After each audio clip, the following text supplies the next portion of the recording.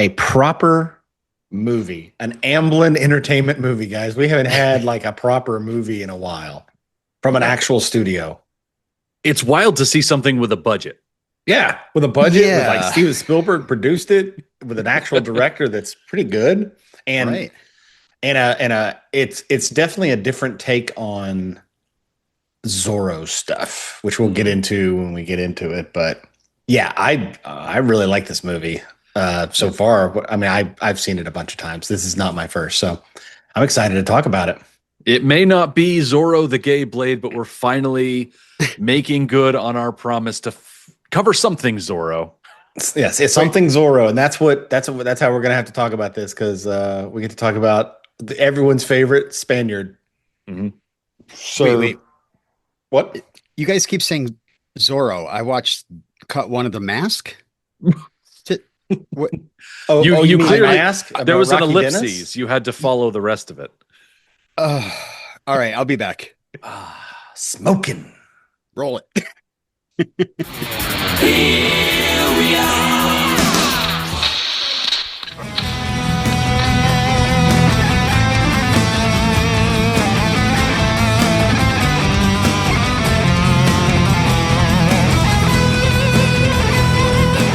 Somebody stop me. Somebody stop me. Say we get to do a new intro. That's going to be fun, picking out the good song from there. I already have a new song. Perfect. Because there's always a Hans Zimmer version that's a heavy metal version, and I'm just like, oh yeah, perfect. Nice. So I was like, perfect. That's exactly what I wanted. All right. Hola, amigos. Hola, amigos, and welcome to Sword Boys Cut by Cut. I'm Jonathan. We're talking today about the Mask of Zorro with my two compadres, Robin Burge and Rick Ingham. I'm introducing you both today. Well, thank you, thank you, Jonathan. You two are the twins that are gonna keep me from dying. I guess I'm Zorro in this. I've decided I'm Zorro. I'm the old man. I'm the old man running around, way too old, flinging around my rapier. I'm by the way, I'm wondering if we can set a record for how much the word rapier is used in a podcast. I'm looking forward to that. But I think for this podcast, I should be Roberto, and then we have Ricardo, and then you can be Juanathan. Juanathan. Thank you. Please call me Juanathan. It is short for Juanathan. Right. Because that's coincidence, because we are talking about Cut Juanathan. Anyway, like I said, we're covering Cut 1 of The Mask of Zorro. It starts at the beginning of the movie and goes until 18 minutes, 3 seconds. Get out before the time jump. That's your cue to stop watching. Get out. We begin with a heroic backlit figure slashing a flaming Z into the big screen, and ends with Don Diego de la Vega being hauled off to a dungeon. This was, I hope you say reminiscent every time, of a Batman and Robin and Batman, the original Batman movies. Remember when they would have them run from the light in the back, like lit in the back, like you can tell they're on a sound stage. Right? But they do the same thing in this, and I'm like, I kind of like it. I'm glad I'm not the only one to see Batman Forever. It's like not only Batman, but also a little James Bond, which he did. The director of this I think they ripped off the end of my movie in the climactic fight scene that was just as well silhouetted. Anyway, continue. No. This was done in broad daylight. The fight scene we see is in broad daylight and not in darkness, Skeletor. I'm talking about never mind. The opening. Oh yes, well sure, but I really like the music. The music cues in this movie. The like we get the diddling and the clink clink of his spurs. I love this movie. Like Highlander 1, there is no second Zorro movie to me. There is only this one. I've heard legend. There is not. Pray tell. Legend tells of no, there is not. There's not another movie. Just this. Focus on this one, guys. This is going to take me down a deep dive on the history of Zorro. Let me know when you want me to unleash it. Unleash my my love of Zorro I will talk about this. But what are your thoughts though on this movie so far? Like have you guys seen this? You guys have both seen this before, and this is like a part of your world pantheon, Well, I think right? the part of this movie that sticks out, I think, in everybody's memory is the classic sword fight between Antonio Banderas and Catherine Zeta-Jones that we're going to see later on. Like that's all I knew about this movie before. It made the like, claps. Watching it. It's like clap music the whole time. Yeah. So watching, like, as I was hemming and hawing over which movie would follow up Conan, I watched this movie for the first time all the way through, and I was so impressed by it. I was like, "Oh, this has got to be our next one." So I'm coming pretty clean to this movie. Yeah, I didn't know you'd only just seen it. Just seen it. Wow, it's pretty great. Back in theaters, I think. Yeah, except for the fact that only one person in this movie is in any way Latin. In the main, well, that's not true. Catherine Zeta-Jones is too, sort of. She's Welsh, actually. Yeah, by way of Wales. Welsh. Doesn't she have like something? She does have that something. You're right. She's not 100% Welsh. No. No.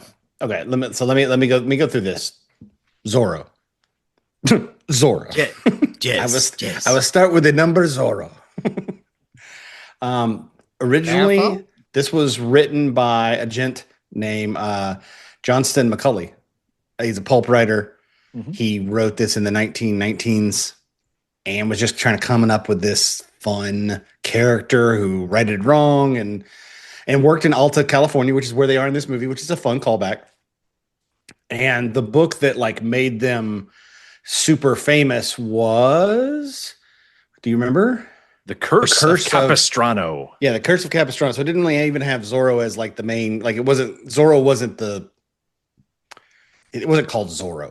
Let's put it that way.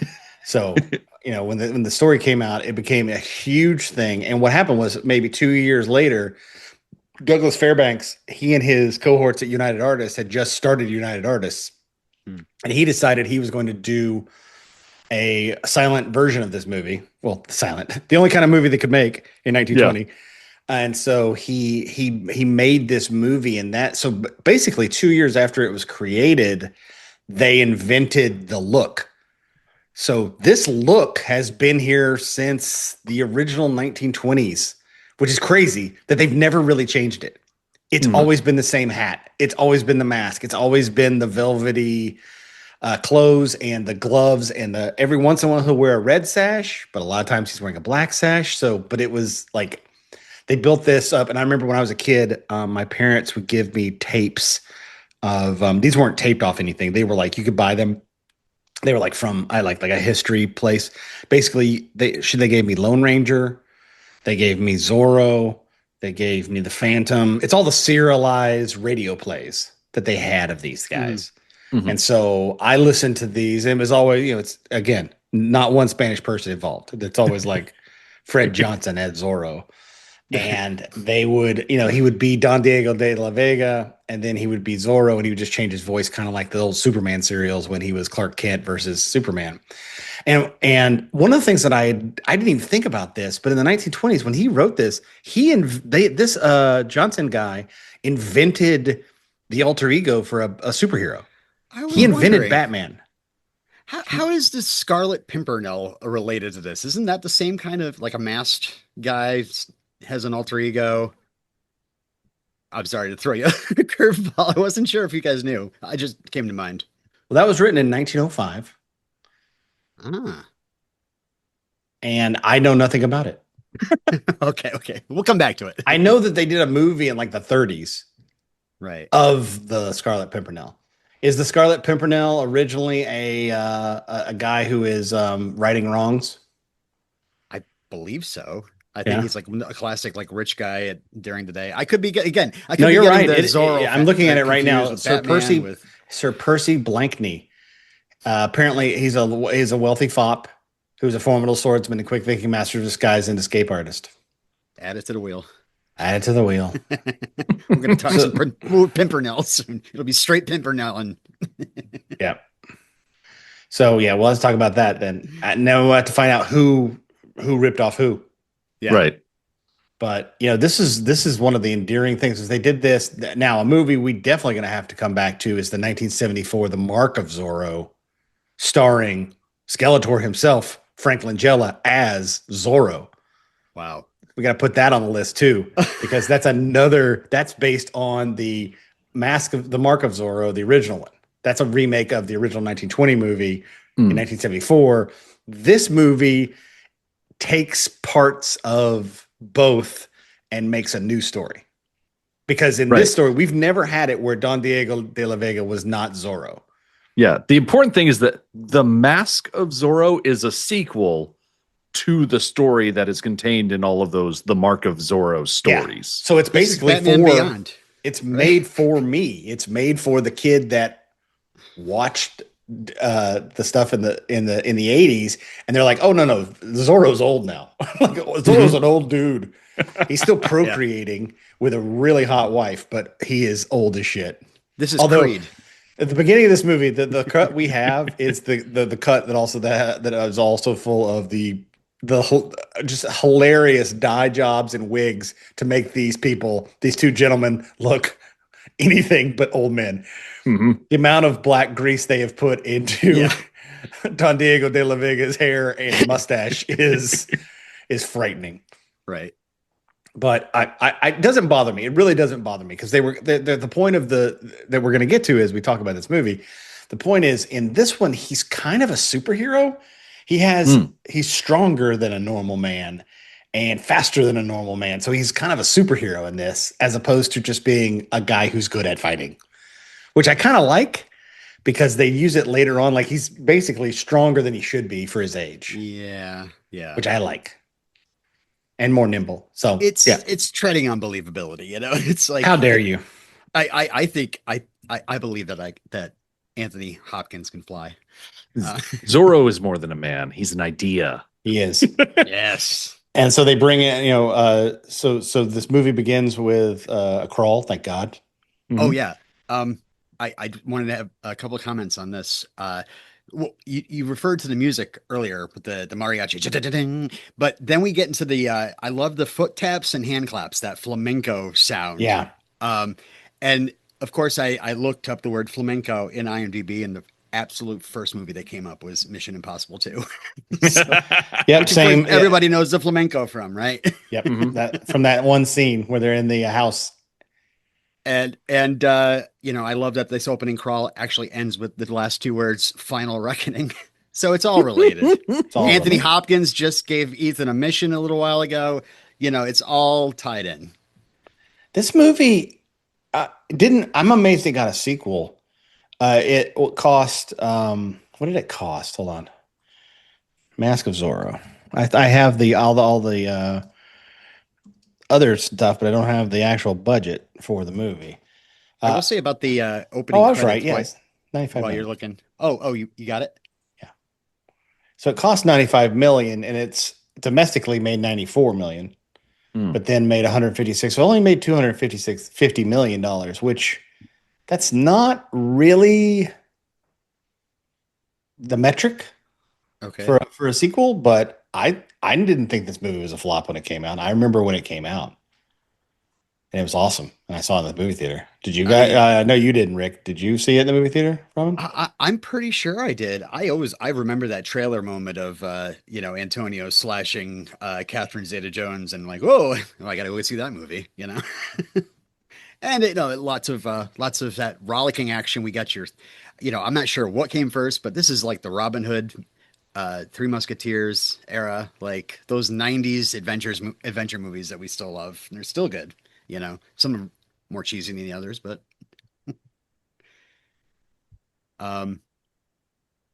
but yeah, I will say about the opening crawl, my first reaction in my notes is I have to read. Like, we can't have somebody reading it about, like, Hopkins is right there. Why can't he read this crawl? You know that Sean Connery was supposed to be in this movie.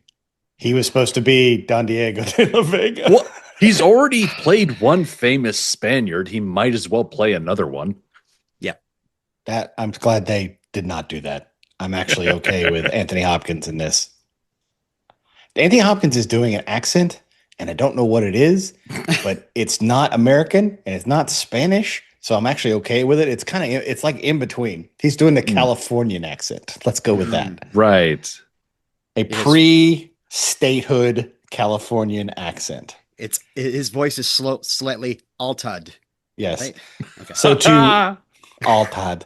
So to paint the picture shortly for those listening, this is when Santa Anna was liberating California from the Spaniards, who had controlled it for over 300 years. Yeah. So the Spain began settling that whole western part of North America in about 1769, and they continued for the next 5 decades until 1821, when Mexico gained its independence from Spain. And that's where we're starting here at this tail end. Like, obviously, like Jonathan said, it, like, we're not talking about like this is a super recent thing. It's like they started settling the California area fairly recently, but they had been in the Americas. There had been a war for hundreds of years at that point. Yeah, this was literally the end of the last people, because this is the part of the Californias that are like nice. Yeah. Wherever Alta, California is.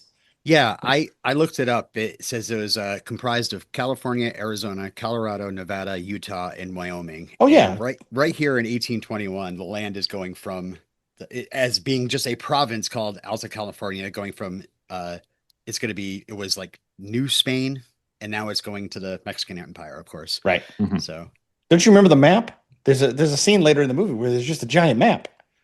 There's a whole I love scene. giant maps. I love giant maps. Yeah. So before we get out of the title crawl, obviously we have a year, 1821, which I think begs the most important question of every first episode of our series. Where in the world is Connor McLeod? And the other one. And Duncan, the other one. I did look up Duncan's whereabouts as well. Okay, good. Came prepared this time. So like most of our movies that we've covered, Connor, we're going to start with Connor. Connor is in his soldier phase between 1777 and 1879, that 100 years. He makes an appearance 6 years before 1821 when he was fighting alongside the Duke of Wellington at the Battle of Waterloo. He doesn't pop up again until 32 years later in 1851 when Connor appears in Dry River, Texas, where he and Duncan meet up with Sunda Castigier, who you guys might remember as the dude from the bridge who got killed by the Kurgan. During that same rough amount of time, Duncan MacLeod is seen in Philadelphia around 1825, but he spends most of the 1840s in Paris. Okay. So we're not going to see them show up in this story because they are elsewhere in the world. This is good. This is kind of like watching a Marvel movie. I'm like, where are the Avengers? Why isn't Connor helping right now? You know? Right. This is a big deal. Why isn't Diego calling up his friend Connor? Of course. So we start the movie with a little bit of foreshadowing as two holes are cut in cloth and we see some eyes come out. I'm wondering if those are actually Antonio Banderas' eyes, because they don't look like a kid's eyes to me. No, those are adults' eyes that come through there. Yeah, but it cuts around. And it's the two brothers looking through. Yeah, I know. Also, those holes when you're inside, the holes are much further apart. Yeah. So I'm just wondering if this is an early cameo. This is where we meet the two brothers who we don't know yet, and are kind of introduced to them because the mortician kind of name drops them and gives us the exposition we need. I buried your parents. You both are orphans. Don't die. Thanks, gentlemen. Right. You can always count on an undertaker to drop the important information. But yeah, these are the Murrieta brothers, and they are named Joaquin and Alejandro. They are both references to other people. Okay. Yep. Yeah. So obviously Joaquin Murrieta is a direct named reference to the famed Robin Hood of the West. Joaquin Murrieta. He's a famed outlaw who lived from 1829 to 1853. Alejandro is named after Diego de la Vega's father, who was also called Alejandro. And in the old serials that most people are familiar with, we know that Diego de la Vega in those stories is the rich son of a wealthy landowner named Alejandro. So it's appropriate that, you know, you go from Alejandro to Diego, Diego to Alejandro, you know. In the original story, his father, Alejandro de la Vega, owned most of California. And what's like, they've always made it kind of like in serialized. He's one of the Dons. He's always been one of these guys who owns land in California. They're like, I mean, governors, they're not governors, but they kind of are after the alcalde leaves. This is what this guy is that we're going to meet, the bad guy. I think they call him something else in the crawl. They call him a governor, but he's the alcalde. Alcalde is governor, I believe. Yeah. Right. I remember. I'm again leaning a lot on Zorro the Gay Blade. Says in the opening crawl because they call him the alcalde. But yeah, before we get off the real life person, I mean, I have more stuff here. It's really interesting. Joaquin was driven to revenge after he and his brother were falsely accused of stealing a mule. His brother was hanged, and Murrieta was horsewhipped. Young wife raped, and in one version, she dies in Murrieta's arms. Swearing revenge, he hunted down the men who had violated her. He embarked on a short but violent career to kill his tormentors. The state offered a reward of $5,000, and the guy assigned to track him down was named Harry Love, a California Ranger. And and they said he brought his head in as bounty and got paid off. So that's part of this movie too. Yeah. They were taught by the master. You know who you guys know who taught them all swordplay for this movie? Bob Anderson, of course. Oh, nice. Hell yeah. So it's all related. Highlander. Yes. It's all related. And basically, every movie we do, we need to say whether or not Bob Anderson actually did work on it or didn't, because we're going to get more yeses than nos for that. If we ever do a Pirates of the Caribbean movies, Bob Anderson. He's our Kevin Bacon. Yes. If we ever do I can't think of what else we would do that he's done. We did the Three Musketeers. He did that one. Yep. Princess Bride, we're probably not going to cover. But yeah, it's awesome. Sorry, why not? Because someone's already done it. Go listen to the Princess Bride Minute. Not my problem. Not my problem. But people want to hear Skeletor's take. I want to say inconceivable. I taught Wallace Shawn everything he knows. Anyway. Yeah, so we were talking a bit about the head Don here, Don Rafael Montero. He is an invention for this movie because the actual colonial governor under Spanish rule was Pablo Vicente de Sola, and he was not, deposed in the same way that Montero was deposed. He ended up let's see what happened to him. Oh, he presided over the change from Spain to Mexico. So he actually held on and did like a bureaucratic role instead of being forced out by a mob. Classic flip-flopper. Yeah. This is a character actor, Stuart Wilson, who we all know. Oh, I'm trying to think what his most famous role is. That's hard. If you've seen Lethal Weapon 3, he's the bad guy. If you've seen No Escape, which is a Ray Liotta movie, he's pretty big in that. A Martin Campbell movie. He was in Vertical Limit as well. And all 3 times that he's been in a Martin Campbell movie, his character has died from falling. Really? And he's also, Stuart's middle name is Conan, by the way. Okay. He's in The Rock, uncredited, as General Al Kramer.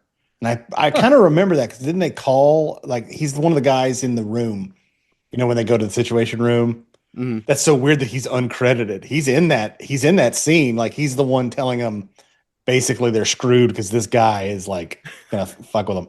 So yeah. I have another fun fact about him. 5 years before this film came out, Stuart was in Teenage Mutant Ninja Turtles 3, in which Michelangelo calls his character Walker that Zorro dude during a battle scene.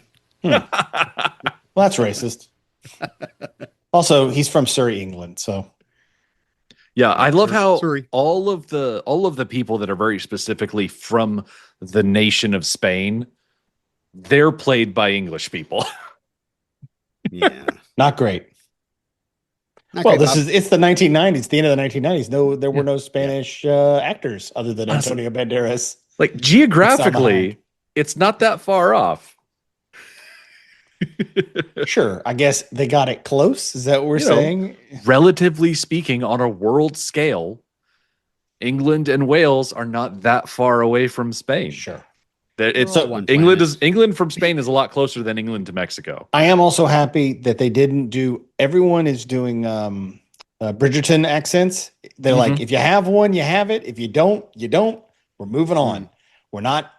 No one's doing Antonio Banderas's accent. Only he is doing it because that is the way he talks. He's like not doing a Spanish accent. He is just talking normally. And so, yeah, Jess, he's pushing bootsing his way around. I appreciated that. Like after doing a Big Trouble in Little China for our TC Boo, it's nice to see people not automatically going right to the cliche voice of Spanish people from California in the 1800s. So, I mean, there are most of the extras and stuff. That's all seems at least Spanish. If they're not Mexican, they are actually from somewhere else that, a Latin country. So that was good. At least I was like, hey, at least his wife seems Spanish. Right. Seems They're trying. Yeah. They're not trying that hard, but they are. Yeah. Plus, I mean, you've got Tony Amendola showing up as, one of the dons that Raphael is handing things off to, and he's like constantly playing these type of Latin roles. So at least, he's got experience doing it. Yeah. I saw on him, he played Salman Rushdie in Seinfeld. He also returns. Yeah. He also returns in Legend of Zorro as a different character, Father Quintero. A movie that exists, apparently. Yeah. And Tony Amendola, born in Connecticut.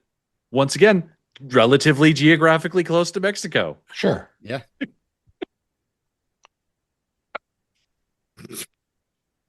Oh man. So as we cut up from the raucous crowd in the courtyard up to Montero's room.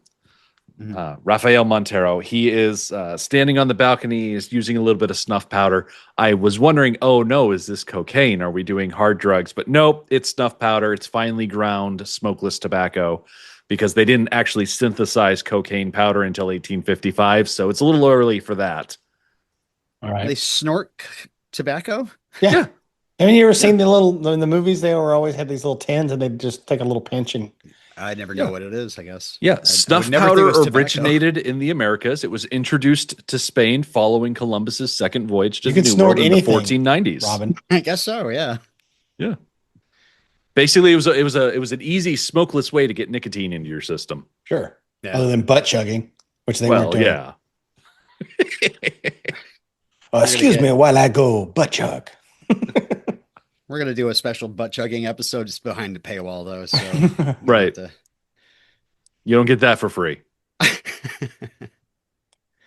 So yeah, so it starts with they're in the I guess they don't actually say where they are. They're just calling it Alta California, like as if that's a place. We know it's a giant region. Yeah. But they're in this city. He has to leave. One of my favorite character actors from Stargate comes up behind him and says, I think it's time for you to get the hell out of here. Basically, Yeah. he's a groveling toady. We'll see him later. Because Santa Anna is coming, and Yes, you do not right. want to be here when he arrives. So Santa Anna, a.k.a. Antonia de Padua Maria Saravino Lopez de Santa Anna y Perez de Lebron. Sure. Santa Anna, if you're nasty. He was a Mexican general, politician, and Cadillo who served as the eighth president of Mexico on multiple occasions between 1833 and 1855. If you are Texan, you will know exactly who Santa Anna is, because he's the guy who sacked the Alamo. Yep. Oh. I remember that. He never found the basement, though. Nope. Because so the actor who comes in to talk to him, that's Tony Amendola. You know him from Salman Rushdie and Seinfeld. yes, Just talking about him. yes. Father You know him Quintero from in such Legend things of Zorro. as. But yeah, I like him a lot. He's always fun. He looks 1,000 years old. He's looked 1,000 years old for 50 years. He's I just always saw him looked in the old. Apple TV show Blackbird. He looks exactly yeah? the same. Yeah. Yeah, he hasn't because he's been bald and white haired for like Yeah. 45 years. So he gets to always play the old guy. And they're going basically it's a trap. It's a trap to get Zorro. They're just going to randomly Yeah. kill some pipples Yeah. and Pull a few peasants out of the crowd, throw them Yep. up against some sticks. and they're going to shoot him. And they're going to shoot him. And Zorro comes up and talks to the twins. Says, "Hey," on his way in. I You see- I love that. It's I love how his eyes are like glittering out from the darkness of the hood, and he's got he's exactly what you're like, that Zorro, you know, even if it's Anthony Hopkins, it's still like the mask, the mustache, the soul patch. I'm so glad they didn't do anything weird with the mask, like trying to do some weird shit. The mask is basically a bandana with Antonio bandana with eye holes cut in it. Like it's not a mask in that it's like a form-fitting, goofy fucking mask. It's literally a bandana across his face, as if we'll see it later when Antonio's wearing it more because we don't really see him without his hat in this. But when he takes his hat off, he's got basically a do-rag on with eye holes. Mm-hmm. It's a full head swashbuckling pirate thing, but it's over your eyes, which I like. It's a much more like, yeah, I would have that as a mask. I wouldn't have like a mask. Yeah. Because you could hide it easier. It's just it's just my, if he needs to turn back into Don Diego real quick, he can just stick it in his pocket. Yep. But yeah, I this like the phrase. Montero gets up on the balcony and commands all of the children to be removed from the courtyard because the children should not see the terrible things that they have to do. What a mensch. And that's where we get one of the Murrieta brothers being dragged away by this dude dressed as a monk, and it's revealed, oh, that's Anthony Hopkins. Watch out. He'll By the eat way, you alive. they 100% pulled this from Zorro the Gay Blade. 100%. Oh, really? At one point in Zorro the Gay Blade, he is sad. The alcalde is sad that he is going to have to kill somebody, and he goes up and presses a coin into the father's hand, and the father's wearing a glove, a black glove, and he raises his head up, and he's wearing the hood, and he's got the mask, and he just flings off the mask. He's just like, Zorro's here. It's fucking great. It's fucking great. I'm telling you, we're gonna watch that goddamn movie. Definitely. I also love that this is very folk hero stuff. Every folk hero saves somebody from an execution. You got Robin Hood, Three Musketeers, like all those guys. And I love the way he execution. does it. It's so good. Yeah. This is going back to what we talked about at the beginning. The pace of this movie. At first I was like, is this just going to be like just sword fighting? I'm like, oh no, this is like everything from ninja fighting to acrobatics to feats of strength. It's a bunch of different stuff. Right. So I was like, oh, this is great. I remember when I saw it in the theater, I was just so refreshed to see a Zorro who can like jump around. I mean, obviously this is not Anthony Hopkins. We will talk about that. Part. There's a reason why they call him Anthony Hopkins, because he's really a jumpy guy. He's very spry. Go on. He is very spry, but his stunt double gets a lot of screen time in this movie. And I'm sure Absolutely. behind the scenes they're like, no one's going to notice that's not him. No. They'll never notice. He's wearing a mask. No one's going to know that that's not Anthony Hopkins. Other than the fact that every time he's fighting, he seems to lose 20 pounds. Mm-hmm. Other than that. Yeah. So Anthony Hopkins, he was born in 1937, which means that when this movie came out, he was 61 years old. Yeah, that's pushing it for him to be the young Zorro. Right. When they put all that black stuff in his hair. How many years is supposed to have taken place between that? Because Elena is very young. How much time is between the beginning and the later? Rick? So we jump forward 20 years between cut one and cut two. So you not black his 60. hair, he loses 20 years. So he's not 60 in the early stuff. Is he supposed to be 40 in the early or 50? What are we going for here, guys? It's the 1800s, so I don't know how old is. I want to guess 50s? I think he's supposed to be between like either in his late 30s or mid 40s, somewhere in that 10-year range. Yeah. Okay. Wasn't Danny Glover like in his 40s when he was just like, I'm too old for this shit through the Lethal Weapon movies? Yeah. And Oh yeah, he's this like is the 42. classic One Last Job. They so don't he's gotta have be in his, like, his 40s. sunscreen. They don't have sunscreen in 1821. So all of those people are just going to look like California raisins. Okay. That is a problem in this movie. We need to talk about it. They didn't brown face him, but they tanned Anthony Hopkins. He is tanned. They don't 100% like when you see him in light and like in most of the scenes, I'm not like, oh Jesus. Like I'm not like this is a problem. But he definitely is darker than normal. And the eyeliner too. Yes, the eyeliner too. Well, that makes you look. That's smoky eye, Robin. You got to do smoky eye when you're Zorro. Yeah, I don't know. It helps with my heat, my Guatemalan heat. Right. Makes him en fuego. Right. I have some Hopkins facts if you guys would like it. Okay, sure. I love Hopkins facts. This is after Silence of the Lambs, Dracula, Remains of the Day, and Nixon, but before MI2, Hannibal, and The Wolfman. He just worked with Spielberg and Amistad the previous year, which might be how he got hooked into this. Fun facts. He reads each script 250 times out loud before filming, and to exercise his memory, memorizes one new poem a week. Okay. He was knighted in 1993 by the Order of the British Empire, of course. He likes to be called Tony, but Spielberg refused to call him anything but Sir Anthony after he memorized a 7-page script. In 1982, he was offered the lead role in Gandhi when Hopkins called his father to tell him about of brown face. His father responded with, "Oh, it's a comedy then, is it?" And this role was for Connery, and also was also offered to Raul Julia. He died before production, so that would have been amazing. It would have been much better. I mean, hey, whoa! What do you mean much better? This movie's awesome. Yeah, but it would have been Bison. Yeah, would have been even better. Yeah, the day that Zorro graced your village. It's the most important day of your life. I would have enjoyed Raul Julia because at least we could have been like, well, the two leads are Spanish. Yeah, he's Gomez.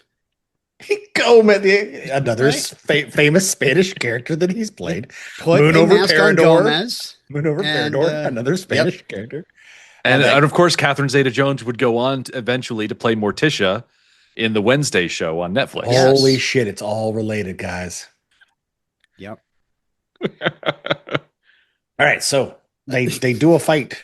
I love the reveal of Zorro as he whips the end of one of the guns and pulls all 4 guns to shoot the guy who's, calling for the execution. And then he comes out and he pulls out his sword and just goes to it, leaping over dudes and doing all of those crazy swashbuckling things that we love to see. Having the whip too is it's a nod to the gay blade because the one brother uses the sword, the other one mostly uses a whip.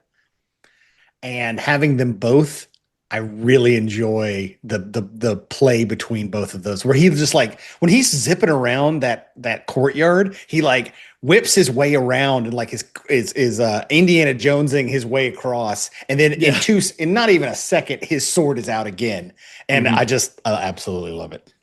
Yeah, it's arguably Indiana Jones would not have his whip if Zorro didn't have some sort of whip first. 100%. I could see Indiana like considering a sword and going, I don't know, how about a gun instead? It seems easier. Yeah, well, guns are a big issue in this fight because while Zorro is doing his sword thing, Montero is ringing a bell to order a firing squad to shoot him. Yo quiero firing squad. But the boys decide to join in, dropping a statue. Yep, the boys save his life and kind of wave at him, and he kind of waves back. This is like Superman Day. This is like Spider-Man's here in the city, and we're the townspeople helping him out. Like, yeah, go Zorro. I mean, the townspeople in this are much more like involved than like a Batman story. Normally, the citizens of Gotham are not helping; they're useless. Yeah, where's all the fruit throwing when Gotham is in trouble? And I love how with Zorro, they part magically and melt around Zorro as Zorro runs through the crowd and then come back in and like completely stop all the guards from catching him. It's pretty great. And he's just running around. He farts around. He goes up on top of somehow he gets on top of the building in like 4 seconds. Oh yeah. And he hands one of the brothers he's handing Alejandro, right? No, it's Joaquin who gets the medallion. Okay. Yeah. Couldn't tell the difference. I didn't know which one was which. So you'll figure it out in cut 2. He gets this giant medallion that just says, I'm with Zorro. And then He's got like an What would arrow on Zorro it. do? he does some gymnast work to get back to Montero. Oh yeah, and Yeah. then he does like a hoop. Yeah, thankfully, when he leaps off of the roof where the brothers are hanging out, he lands onto something that is very clearly a cushioned plate, but it's painted to look like stone. And he goes from there to an archway, and he swings on a tree branch to a wall, and then he's running across the wall, getting shot at. And as he's running across the wall, he's pulling out a second whip. That's right, there was a second whip on the grassy knoll because he knows he's going to have to swing more than once.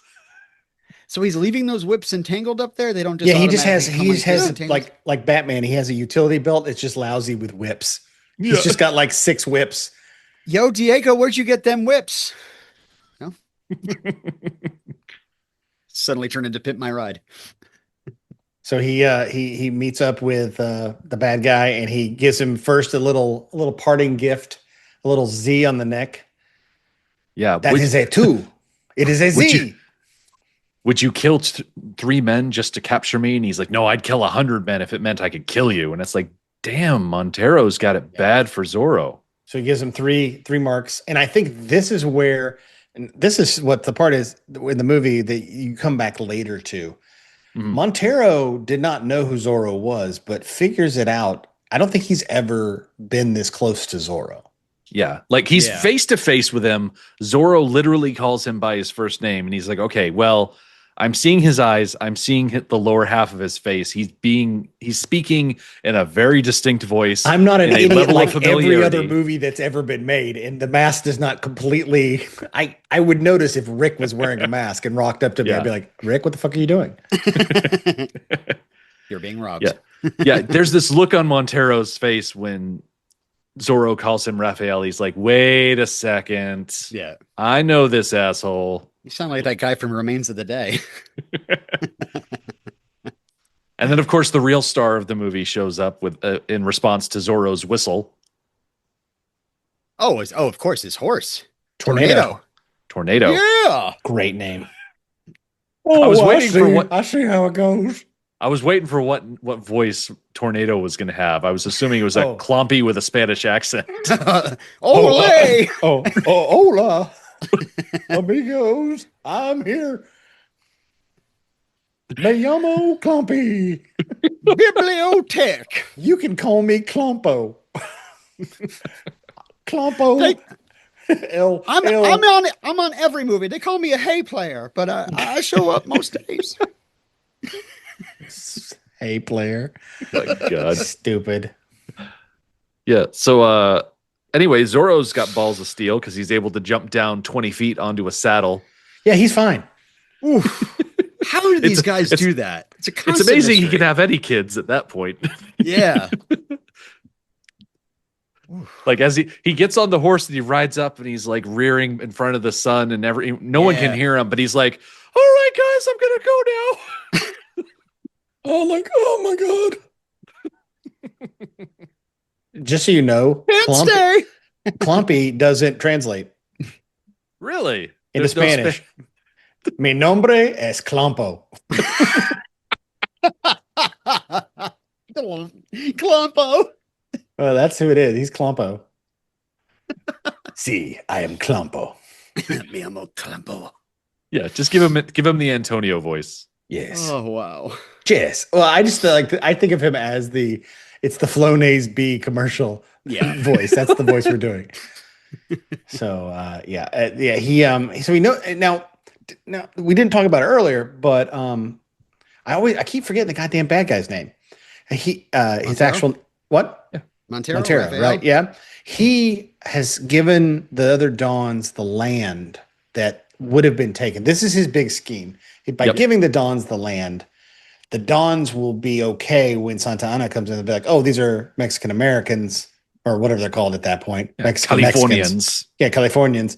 And I will allow them to continue using the land because they will pay taxes on that land. Great. Mm-hmm. Which means in that leaflet, I never thought of it till this movie, in that leaflet is a thing giving Don Diego de la Vega land that he's like, well, I got to rip this one fucking up. And now I got to redo all these documents because now there's like a piece of land that no one owns specifically. So Yeah, and I got to say, as we're moving into the next scene, we see the palatial De La Vega Oh my God. manor, and Mhm. and where he's coming from is, I mean, just as a citizen of this place, he could be helping a little bit more than just Yeah, running man. around in You're a part of the mask. problem. I love that we get just a tiny sneak peek at the Zorro cave, and we Yes. see the ring of the Circle of the Masters or whatever the hell it's called later. I forget what it's called. But I love that they just kind of show it. They don't like it's kind of like that Batman ass. Like you see it in the background, you're like, Yeah. oh, what's that shit on the wall? Like what? Oh, you're like trying to figure out what's going on in the room. There's a Yeah. giant penny. So- Where'd that come from? I mean, as we all know, Zorro is Spanish for fox, and so where Batman has the Bat Cave, Zorro has the Fox's Den. Oh, that's a good name. Oh, Yeah, I like that. and also like Batman, he has a transforming fireplace where there's a door that opens in the back. The fire like slides out to the side. yes, I once did a scene in it. There was a big fire. I have this clock, and it is set to the time that my parents were killed. The Fox's Den in Spanish is La Guardia de los Zorros. Wait, so what is does the LaGuardia mean den? Yeah, I guess so. I want to go I to mean, Den it's- Airport. I would say I haven't been to LaGuardia lately. Is it still filthy like a den? I've been told that it's very nice now because it used to be Oh, good. disgusting. Maybe they redid part of it. Oh well, don't take my word for it. I haven't been there recently, but my wife did, and she was like, it's much nicer than when we went before. And I'm like, oh, okay. All right. Is it kind of like the old LaGuardia or like the old LaGuardia 2? This is the old LaGuardia too. This is the second. It's so old that it got old again. And the second time has now, but now we're on to the third LaGuardia. Gotcha. So I thought the old LaGuardia 2 was pretty fun, especially when the bride showed up. See, Anyway, we need to I stop was hoping- shilling for Netflix. uh, So Diego comes home. He's dressed in his regular fancy outfits. He goes in to Yes. see if his kid is still sleeping. And that maid is, I don't remember her name, but she's going to show up later in a market scene, and she's going to be really important later. oh, okay. I couldn't get over the most ornate bassinet, like all capital letters. Oh, yeah. Like that child is living in luxury. if it helps, no idea. If it helps, her name is Luisa Huertas, but her name in the movie is Nanny. So that's all you get. So she in the doesn't remake, also Also in she'll- Muppet Babies. She has no Right. name. So what happened is she was working in a bridal shop in Flushing, Queens, and when her boyfriend kicked her out in one of those crushing scenes, and basically she became the nanny. Wait, Is that a reference to? did the nanny TV start show? off with a Will Smith rap? Was that like I was about or to is that say- a song that is sung? The Fran Drescher fans are going crazy for that one. I'll tell you that much. They're Frans. disappointed I didn't remember the They're simply rest called the of the Frans, song. Everybody. Yeah, speaking of credits, by the way, we're going to see Esperanza outside watching a beautiful sunset. She's played by Julieta Rosen. Lots of Spanish credits I don't know about, but she's also billed as Palace Maid in Dune 84. So, Oh, What? she's in She's Dune. she's one of the palace maids, huh? Yeah, She works for the Shut Up Mapes. sure. Shut Up Mapes was the name. When I was a child, I thought Shut Up Mapes was her title, not her name. They never really specifically said because they kept saying this is the Shut Up Mapes, and it's played by what's her face from. Oh my God, what's okay? Help me here. Here, it's not a tall order. This is a western. Who's the little short lady? She's tiny. She was in a western with Kevin Kline. Ruth. No, her name's not Ruth. Francine. What? Hunt is her last name. Linda Hunt. Yeah, Linda Hunt. There it is. Yes. Anyway, she's not in this movie. No. Who would she play though? So Shut Up Mapes. Just bringing Dune. them in. Yeah. 1984. All right, back to Julieta. Yes, I mean, they did a really good job of picking someone who I'm like, yeah, that could be Catherine Zeta-Jones' mom. Yeah. Gorgeous. Gorgeous. So Don Diego is telling a fantastical version of his earlier confrontation, and I do this every time when I come home from work. Just like, You oh start yes, waving flowers in your kids' faces. yeah. Did all these Remember the amazing smell. things. It's going to be important later. Yeah. And that's when his wife comes in, gives him a little kiss, and grabs his arm, and ooh, ouchie. Oh, yeah, he's got the ouchie from the fight. Mm-hmm. Just Yeah, so you so- know, Catherine Zeta-Jones has zero Spanish in her. Well, in this movie, she gets a little Spanish in her. But Yes. Jess. Don't make me say the word puss. Yeah. I want Listen, to point use- out real quick. You can tell this is a sequel to the original series because Diego's father is no longer in the picture, and he is now the master of the house, assumingly inheriting all of his father's holdings and whatnot.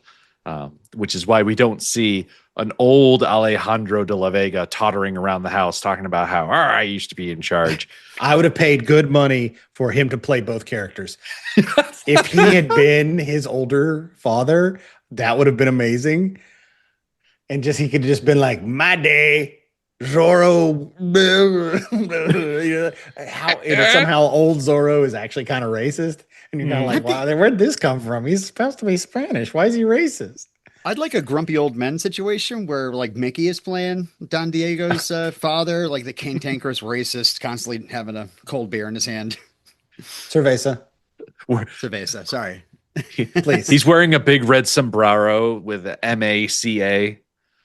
Or no, MAACA, make Alta California great again, or something like that. Now, what we know what kind of, speaking of which, we didn't talk about this, and we should before we move too far into it. What kind of sword does Zorro have?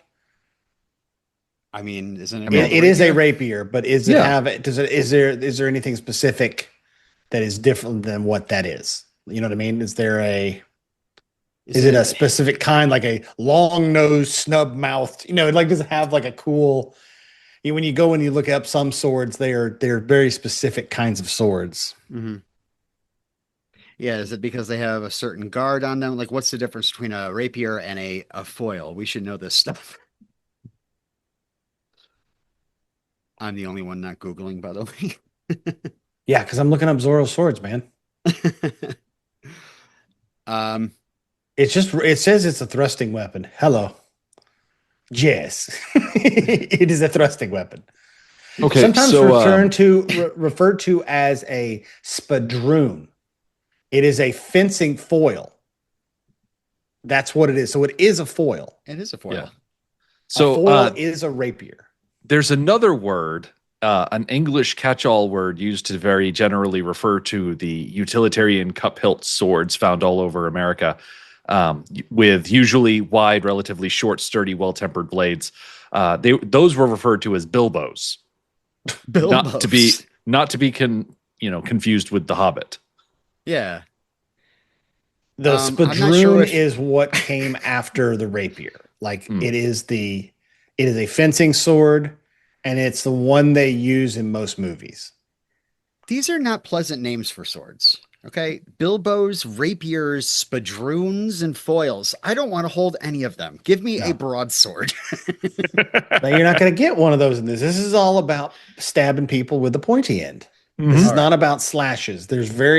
I think we'll probably see a couple of slashes because I think the bad guy in this movie carries like a cavalry sword. Cavalry saber, which is more like almost like a curved blade. Mm-hmm. So I'll just be calling it a sword. That's what there were a couple of guards in the courtyard fight that were doing a lot of swinging. Yeah. Not a If lot that of thing stabbing. hit you, it would just annoy you. It would just hit you, and you'd be like, "Hey, fucker." It would give you a little cut on your arm, Yeah. and then that would like concern your wife. Yeah. Yep. Your hot ass wife. Yeah. These guys are so into each other. They do not realize that 10 other guys came into the room holding their nanny hostage. Yes. I do want to walked up half the flight of stairs, of marble stairs, with no sound whatsoever.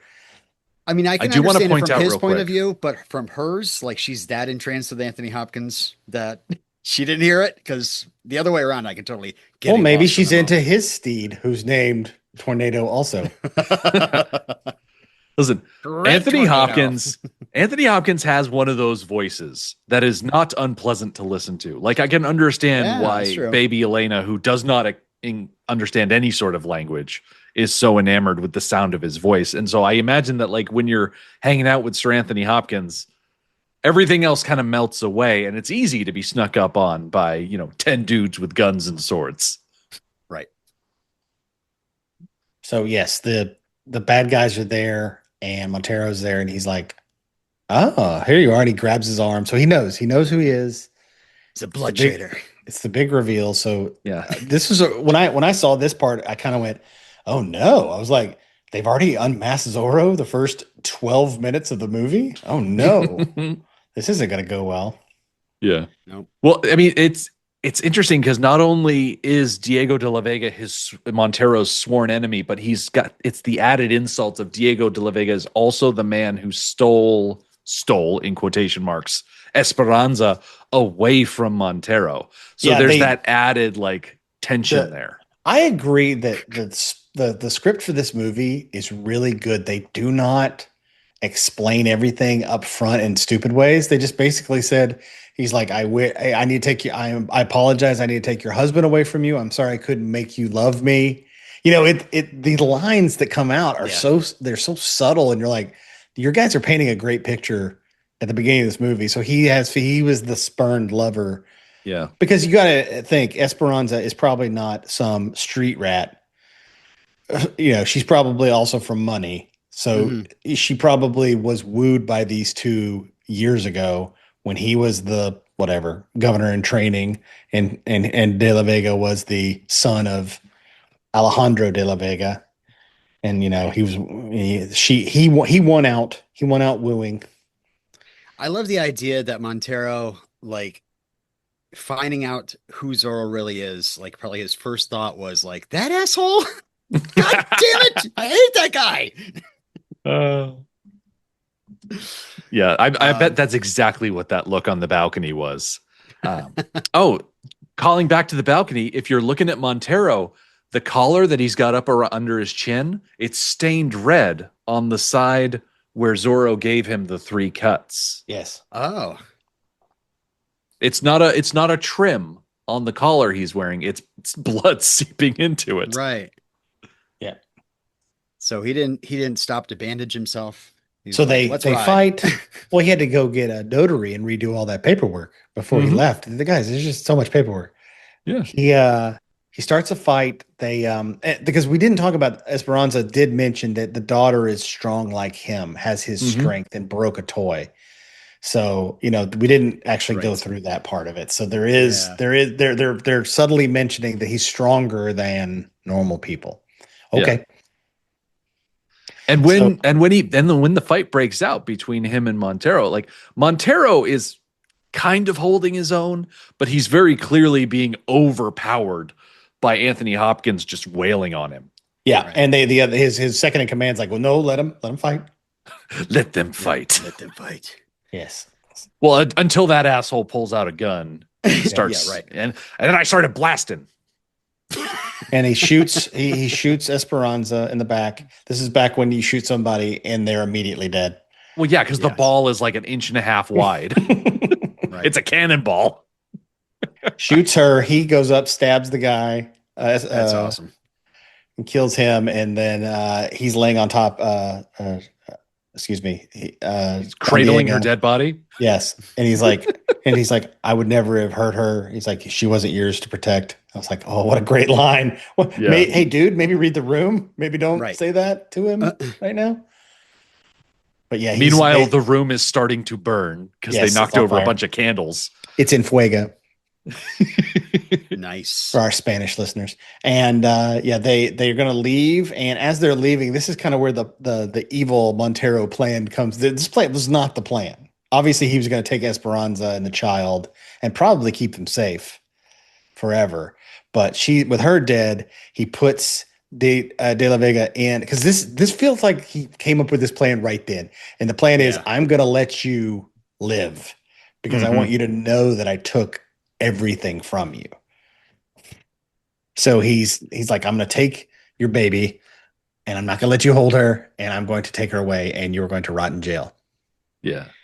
Well, he does have that. He does have that wagon that he ends up locking him in, to take him away. So, yeah, maybe he came there just to kill him, but maybe he I was think going to arrest him the entire time and just take the wife and kid. Oh, I assume think- I assume all the troops came in that. I assume they don't have anything bigger, like already ready to go for like a troop transport. So it's like, just get in the back of the fucking thing. Troops have to walk back. Damn it. Yeah. Well, I feel like burning down the mansion is just the unplanned element of this. Yeah. I agree. Because somebody's Some good like, property right hey, man, there. I was going to get that property. You know, they're all leaving. I can just move in later. Okay, here's something that I think you guys should think about. This hit me as I watched this cut.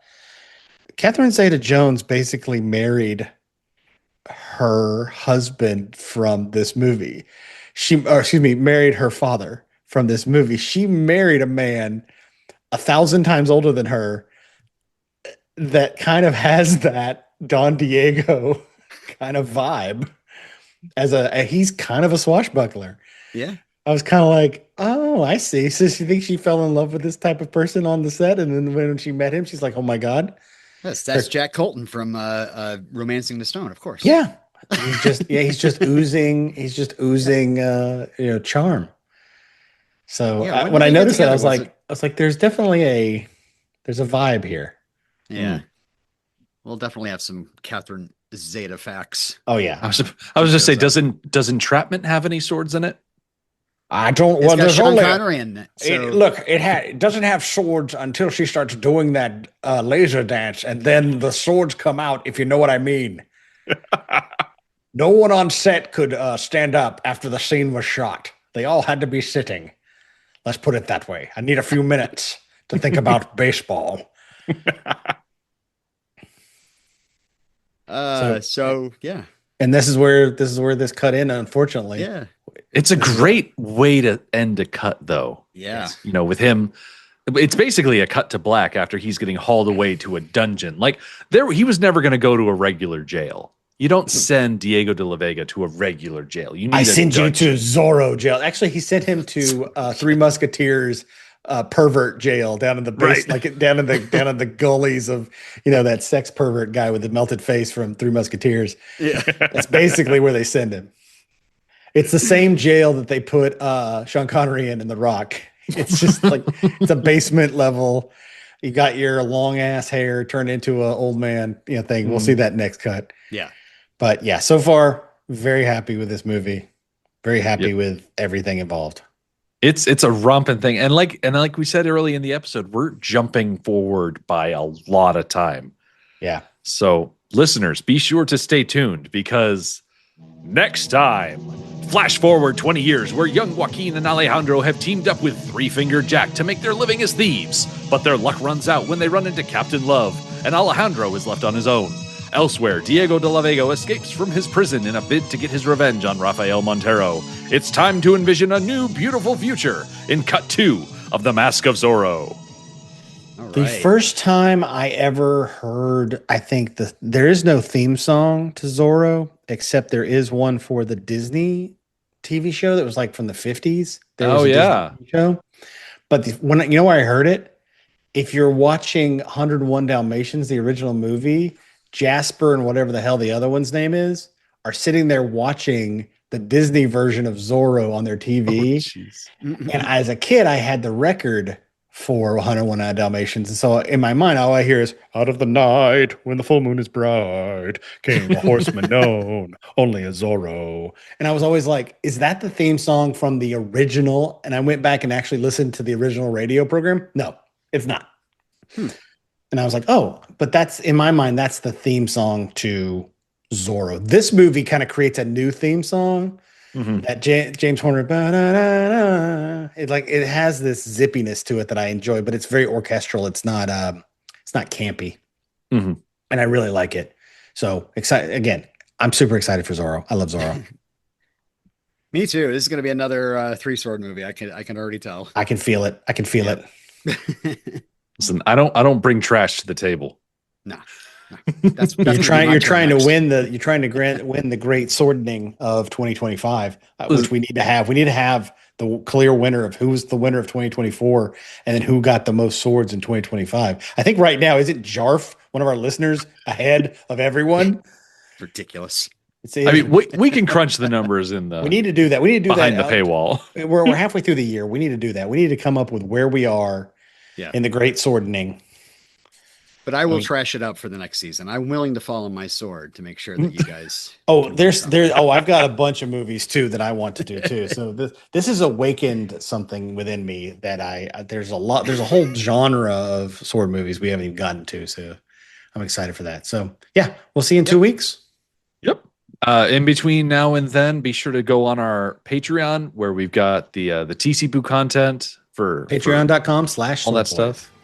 And so until next time, Cling, ding, cling, clang, Clang clang. Ting, ting, ting. cling, clang. Oh, does clang clang translate? Let's hold on. Clang clang.